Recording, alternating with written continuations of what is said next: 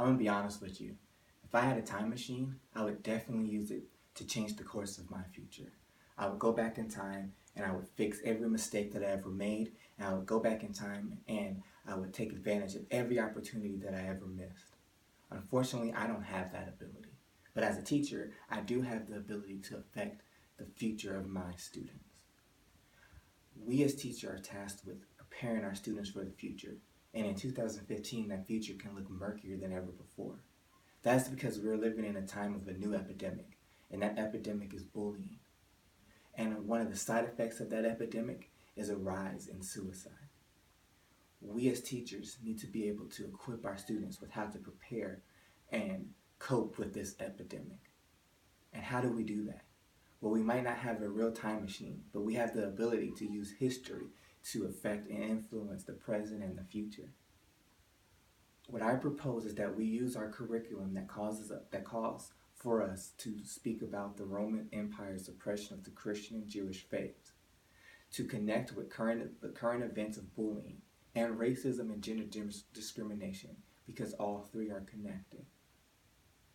Before I get into the actual project on what we're going to do, I want to talk to you a little bit about bullying, the epidemic that it is. Up to 60% of children say that they have been bullied at one time or another, and 8% say that they are consistently being bullied. That's almost 1 in 10.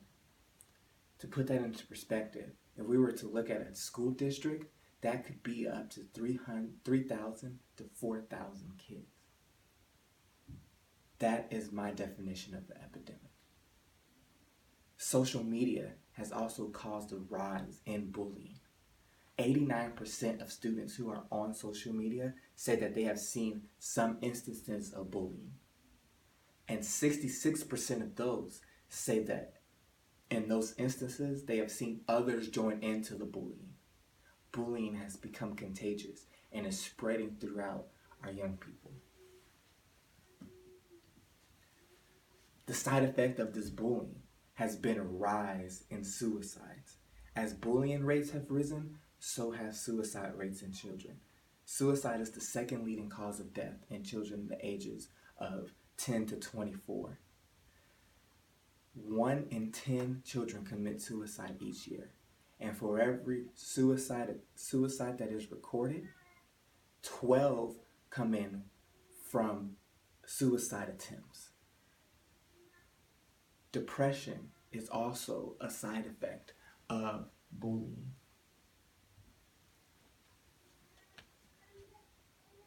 Many kids are saying that they are depressed.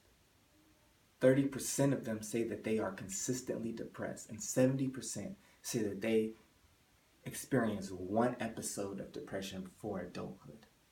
Cyberbullying has led to more cases of depression and bullying being recorded, as well as suicide.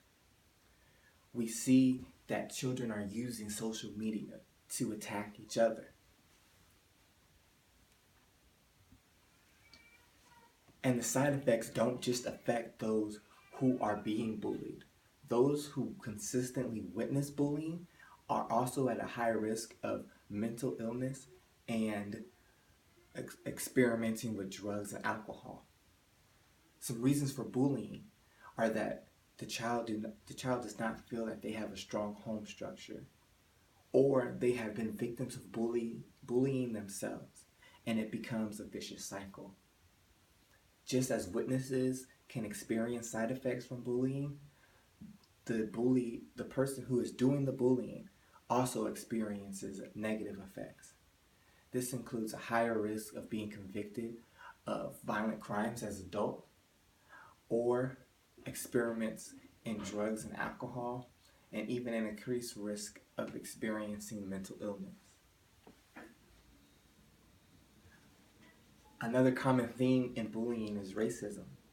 Although minorities do not make up the majority of students in the classroom, they experience the highest amount of bullying per year.